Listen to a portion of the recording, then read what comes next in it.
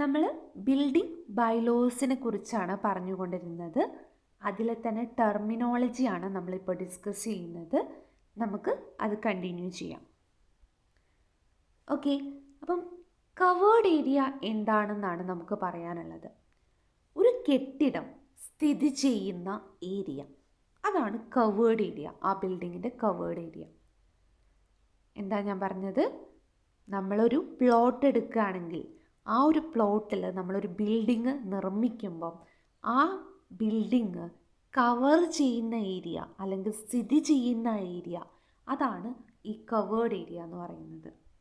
അപ്പം നിങ്ങൾക്ക് ഒരു ബിൽഡിംഗ് എന്ന് പറയുമ്പം നിങ്ങളുടെ മനസ്സിൽ വരിക ഒരു താമസിക്കുന്ന നമ്മുടെ റെസിഡൻഷ്യൽ ബിൽഡിങ്, പിന്നെ സ്കൂളൊക്കെ പോലുള്ള എഡ്യൂക്കേഷണൽ ബിൽഡിങ്, പിന്നെ അങ്ങനെ കുറച്ചൊരു ബിൽഡിങ് മാത്രമേ നിങ്ങളുടെ മനസ്സിലേക്ക് വരൂ.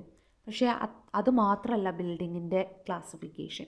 Class A, class B, class മുതൽ ക്ലാസ് ജി വരെയുണ്ട്. ഓക്കെ, അതിൽ തന്നെ പല type mercantile building, storage building, hazardous building, അങ്ങനെ കുറേ കാര്യങ്ങളുണ്ട്. അത് നമ്മൾ പഠിക്കും. ഓക്കെ, അപ്പം ഇത്തരത്തിലുള്ള ഓരോ ബിൽഡിങ്ങിനും പല കവേർഡ് ഏരിയ ആണുള്ളത്. ഓക്കെ, അപ്പം അതാണ് നമ്മളിവിടെ പറയാൻ പോകുന്നത്. ഇപ്പം നമ്മുടെ മാർക്കറ്റ് ബിൽഡിംഗ്, അതായത് നമ്മുടെ മെർക്കൻറ്റൈൽ ബിൽഡിങ്ങിൻ്റെയൊക്കെ കവേർഡ് ഏരിയ എന്ന് പറയുന്നത് സൈറ്റിൻ്റെ 75% ആണെന്നാണ് പറഞ്ഞിട്ടുള്ളത്. ഓക്കെ, ഒരു കാര്യം, ഇതൊക്കെ നാഷണൽ ബിൽഡിംഗ് കോഡിലെ കാര്യമാണ് കേട്ടോ, നമ്മുടെ KMBRലുള്ളതല്ല. നമ്മുടെ കൺട്രി ഫോളോ ചെയ്യുന്ന നാഷണൽ ബിൽഡിംഗ് കോഡിലുള്ള കാര്യങ്ങളാണ് നമ്മളിപ്പോൾ പറഞ്ഞുകൊണ്ടിരിക്കുന്നത്. ഓക്കെ, ഇനി നമ്മുടെ ഇൻഡസ്ട്രിയൽ ഏരിയ. എന്താ ഇൻഡസ്ട്രിയൽ ഏരിയ എന്ന് പറയുന്നത്? ഇൻഡസ്ട്രിയൽ ആയിട്ടുള്ള ഏരിയ 60%, സൈറ്റിൻ്റെ 60% ആണ് കവർ ചെയ്യുന്നത്. ഇനി ഈ ഒരു ടേബിൾ ഇമ്പോർട്ടൻ്റ് ആണ്, അതൊന്ന് ഓർത്ത് വയ്ക്കണം. അപ്പോൾ നമുക്ക് കുറേ പ്ലോട്ടിൻ്റെ ഏരിയ തന്നിട്ടുണ്ട്, അതേപോലെ തന്നെ മാക്സിമം പെർമിസിബിൾ കവേർഡ് ഏരിയയും തന്നിട്ടുണ്ട്. ഓക്കെ, അപ്പം ഇതിൽ ഞാൻ ഓരോന്ന് ഡിസ്കസ് ചെയ്യാം. അതാദ്യം തന്നെ 200 പ്ലോട്ടിൻ്റെ ഏരിയ 200 സ്ക്വയർ മീറ്ററിൽ താഴെയാണ് പ്ലോട്ടിൻ്റെ സ്ഥലത്തിൻ്റെ ഏരിയ എന്ന് പറഞ്ഞാൽ 200 സ്ക്വയർ മീറ്ററിൻ്റെ താഴെയാണെങ്കിൽ എത്ര നമുക്ക് കവർ ചെയ്യാൻ പറ്റും? 60%. സൈറ്റ് ഏരിയയുടെ 60% നമുക്ക് കവർ ചെയ്യാൻ പറ്റും. ഇനിയിപ്പം പ്ലോട്ടിൻ്റെ ഏരിയ 200 മുതൽ 500 സ്ക്വയർ മീറ്റർ ആണെങ്കിൽ നമുക്ക് ആ സൈറ്റ് ഏരിയയുടെ 50% കവർ ചെയ്യാൻ പറ്റും. ഓക്കെ, ഇനി 501 മുതൽ 1000 സ്ക്വയർ മീറ്റർ ആണ് ഉള്ളതെങ്കിൽ 40% നമുക്ക് കവർ ചെയ്യാൻ പറ്റും. ഇനി ലാസ്റ്റ് വൺ, 1000-ലും കൂടുതലാണ് സ്ഥലത്തിൻ്റെ ഏരിയ എങ്കിൽ നമുക്ക് അവിടെ നിർമ്മിക്കുന്ന കെട്ടിടത്തിന് 33.5% കവർ ചെയ്യാൻ പറ്റും. ഓക്കെ, അപ്പോൾ ഇതൊക്കെ നമ്മുടെ റെസിഡൻഷ്യൽ ബിൽഡിങ്ങിൻ്റെ നിർമ്മിക്കുമ്പോഴുള്ള കാര്യമാണ് പറഞ്ഞിട്ടുള്ളത് കേട്ടോ. അപ്പോൾ നിങ്ങളോട് ക്വസ്റ്റ്യൻ ചോദിക്കുക എങ്ങനെയാണെന്ന് പറഞ്ഞാൽ, ഇപ്പോൾ പ്ലോട്ടിൻ്റെ ഏരിയ പ്ലോട്ടിൻ്റെ ഏരിയ ഇപ്പോൾ ഒരു 500 ആണ് എങ്കിൽ അവിടെ നിർമ്മിക്കുന്ന ബിൽഡിങ് എത്ര ഏരിയ കവർ ചെയ്യാൻ പറ്റും എന്ന് ചോദിക്കും. അത് എത്രയാണ്? 500 എന്ന് വരുന്നത് ഇവിടെയല്ലേ വരുന്നത് അല്ലേ? അപ്പോൾ എത്ര? സൈറ്റ് ഏരിയയുടെ 50% കവർ ചെയ്യാൻ പറ്റും. ഓപ്ഷൻസ് ഇങ്ങനെ ഉണ്ടാവും, 60%, 50%. അത് 50% ആണെന്ന് നമുക്ക് തിരഞ്ഞെടുക്കാൻ പറ്റണം. ഓക്കെ, ഇത്രയും കാര്യങ്ങളാണ് ഇതിൽ ഓർത്ത് വയ്ക്കേണ്ടത്. ഇത് കുറച്ച് ഇമ്പോർട്ടൻ്റ് ആണ്, ഒന്ന് ഓർത്ത് വയ്ക്കാം. ഓക്കെ, ഇനി ക്രോസ് വാളാണ് നമുക്ക് പറയാനുള്ളത്. നമ്മുടെ പുറമേയുള്ള ഭിത്തിക്ക് ചേർന്ന് നിർമ്മിക്കുന്ന അകത്തെ ഭിത്തിയാണ് ക്രോസ് വാൾ എന്ന് പറയുന്നത്. ഇപ്പോൾ ഒരു മെയിൻ വാൾ ഉണ്ട് വിചാരിച്ചോ, മെയിനായിട്ടുള്ളൊരു ഭിത്തി ഉണ്ട്. ഓക്കെ, അതിനുള്ളിൽ നിർമ്മിക്കുന്ന വാളാണ് നമ്മുടെ എന്തെന്ന് പറയുന്നത്? ക്രോസ് വാൾ എന്ന് പറയുന്നത്. ഇനി അടുത്തത് ഡാം പ്രൂഫ് കോഴ്സ്. ഇത് നമ്മൾ ഡീറ്റെയിൽ ആയിട്ട് പറഞ്ഞതാണ് എന്താ ഡാം പ്രൂഫ് കോഴ്സ്. എന്നാലും ഞാൻ ഒന്നുകൂടെ പറയാം. നമ്മുടെ ബിൽഡിങ്ങിനുള്ളിലേക്കൊക്കെ ഈർപ്പം കടക്കുന്നത് തടയുന്നതിന് വേണ്ടി പ്ലിന്ത് ലെവലിൽ നിർമ്മിക്കുന്നതാണ് ഡാം പ്രൂഫ് കോഴ്സ് എന്നത്. ഓക്കെ, അപ്പം ഈ ഡാം പ്രൂഫ് കോഴ്സായിട്ട് നമ്മൾ ബിറ്റുമിൻ ഉപയോഗിക്കാറുണ്ട്, സെമി റിജിഡ് മെറ്റീരിയൽ ആയിട്ടുള്ള മാസ്റ്റിക് ആസ്ഫാൾട്ട് യൂസ് ചെയ്യാറുണ്ട്, അതുപോലെ തന്നെ നമ്മുടെ കോൺക്രീറ്റ് യൂസ് ചെയ്യാറുണ്ട്. ഓക്കെ, സ്റ്റോൺ യൂസ് ചെയ്യാറുണ്ട്. ഇതൊക്കെ നമ്മൾ ഡാം പ്രൂഫ് കോഴ്സിന് വേണ്ടിയിട്ട് ഉപയോഗിക്കാറുണ്ട്. അതുതന്നെ പലതരത്തിലുള്ള ഡാം പ്രൂഫ് കോഴ്സും മെത്തേഡും ഒക്കെ ഉണ്ട്. നിങ്ങളത് ഫസ്റ്റ് ഇയറിൽ പഠിച്ചിട്ടുണ്ടായിരിക്കും. Integral damp proofing, material damp proofing, surface damp proofing, അങ്ങനെ കുറേ എണ്ണം ഉണ്ട്. ഓക്കെ, അപ്പോൾ എന്താണ് ഡാം പ്രൂഫ് കോഴ്സ് എന്ന് മനസ്സിലാക്കുക. ഇനി അടുത്ത ഡെഡ് ലോഡ്. അപ്പോൾ ഒരു ബിൽഡിംഗ് എടുക്കുകയാണെങ്കിൽ നമുക്കറിയാം അവിടെ ധാരാളം ലോഡുകൾ വരുന്നുണ്ട് അല്ലേ? എന്തൊക്കെ ലോഡുകളാണ് നിങ്ങൾക്കറിയാം?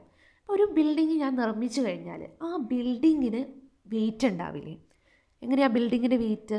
അതായത് അതിൽ ഉപയോഗിച്ച കോൺക്രീറ്റിൻ്റെ വെയിറ്റ്, സ്റ്റീലിൻ്റെ കമ്പീൻ്റെ വെയിറ്റ്, പിന്നെ സ്ലാബിൻ്റെയൊക്കെ വെയിറ്റ്, അങ്ങനെ എല്ലാം ആ ബിൽഡിങ്ങിൻ്റെ മാത്രം വെയിറ്റാണ് ഈ ഡെഡ് ലോഡിൽ വരുന്നത്. ഓക്കെ, പിന്നെ അതേപോലെ തന്നെ നമ്മളെ ബിൽഡിങ്ങിൽ എന്തൊക്കെ ഉണ്ടായിരിക്കാം? ചിലപ്പം ലാറ്ററൈറ്റ് ഉണ്ടാവാം അല്ലേ? ലാറ്ററൈറ്റ് കല്ലുകൾ ഉണ്ടാവാം. അതുപോലെ തന്നെ കോൺക്രീറ്റ് ഉണ്ടാവാം.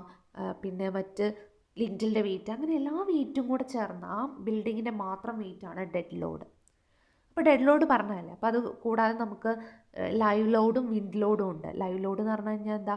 നമ്മളിപ്പം ആളുകൾ നടക്കില്ലേ, ആളുകളുടെ സ്വന്തം അതിന് മുകളിൽ ബിൽഡിംഗ് ഉപയോഗിക്കുമ്പം ആളുകളുടെ വെയിറ്റ് വരുന്നില്ലേ, അതാണ് ആളുകളുടെ വെയിറ്റ്, ഫർണിച്ചറിൻ്റെ വെയിറ്റ്, അതൊക്കെയാണ് ലൈവ് ലോഡിൽ വരുന്നത്. വിൻഡ് ലോഡ് എന്ന് പറഞ്ഞാൽ എന്താ? കാറ്റ് വീശുന്നതിന് വരായിട്ടുണ്ടാകുന്നതാണ് വിൻഡ് ലോഡ് എന്ന്. ഓക്കെ, ബാക്കി രണ്ടൊന്നും ഓർത്ത് വയ്ക്കുക. അപ്പോൾ നിങ്ങൾക്ക് ഇതിൽ ഡെഡ് ലോഡാണ് ചോദിച്ചിട്ടുള്ളത്. ഇനി അടുത്ത ഡ്രെയിനേജ്. അപ്പോൾ ഡ്രെയിനേജ് എന്ന് പറഞ്ഞാൽ ഏതൊരു ലിക്വിഡിനെയും ഒഴുക്കിക്കളയുന്നതാണ് ഡ്രെയിനേജ് എന്ന് പറയുന്നത്.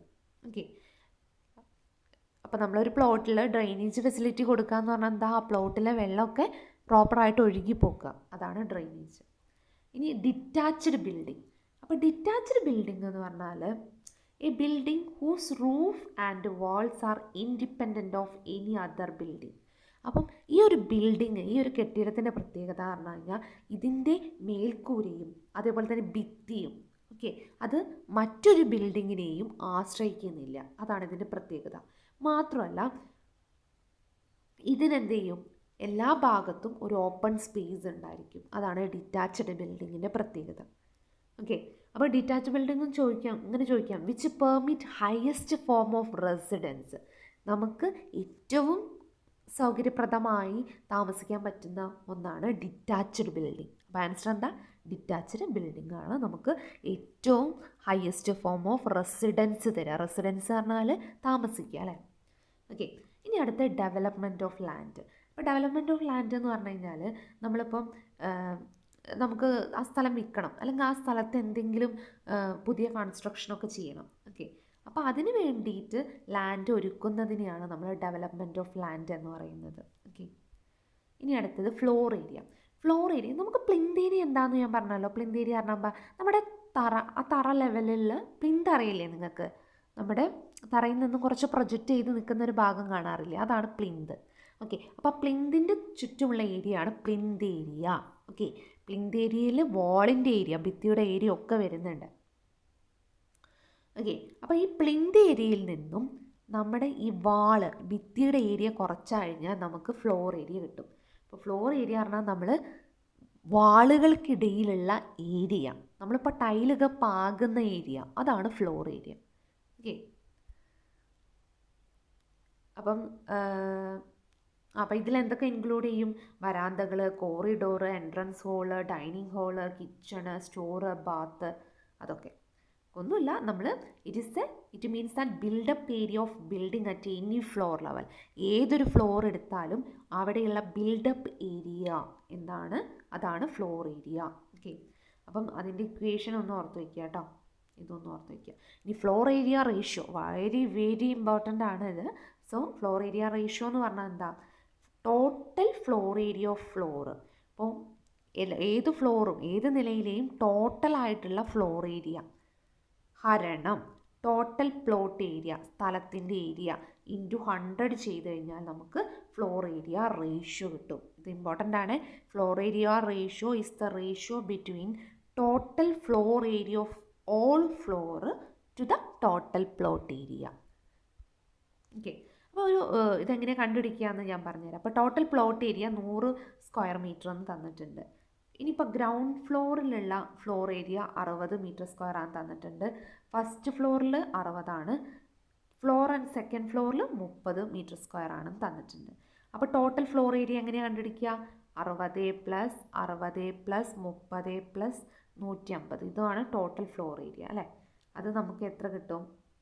150 എന്ന് കിട്ടും. Okay, sorry, total floor area ആണ് നമ്മളോട് ചോദിച്ചിട്ടുള്ളത് അല്ലേ. ഇതൊന്നുകൂടെ ഞാൻ കറക്റ്റ് ചെയ്യാം, ഒന്നുകൂടെ പറയാം.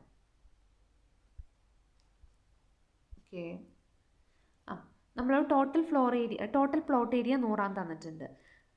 ഗ്രൗണ്ട് ലെവലുള്ള ഫ്ലോർ ഏരിയ 60ആണ്, ഫസ്റ്റ് ഫ്ലോർ 60 തന്നിട്ടുള്ളത്, സെക്കൻഡ് ഫ്ലോർ 30. ഓക്കെ, ഇത് മൂന്നും കൂടെ കൂട്ടിക്കഴിഞ്ഞാൽ നമുക്ക് ടോട്ടൽ ഫ്ലോർ ഏരിയ കിട്ടില്ലേ? അതാണ് ഈ 180 എന്ന് തന്നിട്ടുള്ളത്. Okay, ground floor, first floor, second floor, അത് മൊത്തം കൂട്ടാം. അപ്പോൾ 180 കിട്ടി. അപ്പോൾ ടോട്ടൽ ഫ്ലോർ ഏരിയ ഇവിടെ എഴുതാം. പ്ലോട്ട് ഏരിയ എത്രയാണ്? 100, അതിവിടെ എഴുതാം. ഇൻറ്റു 100 ചെയ്ത് കഴിഞ്ഞാൽ ഫ്ലോർ ഏരിയ റേഷ്യോ കിട്ടില്ലേ? അപ്പോൾ 150 എന്ന് കിട്ടും. ഓക്കെ, ഇത്രയാണ് ഈ വീഡിയോയിൽ പറയാനുള്ളത്. ബാക്കി നമുക്ക് നെക്സ്റ്റ് വീഡിയോയിൽ ഡിസ്കസ് ചെയ്യാം. Thank you.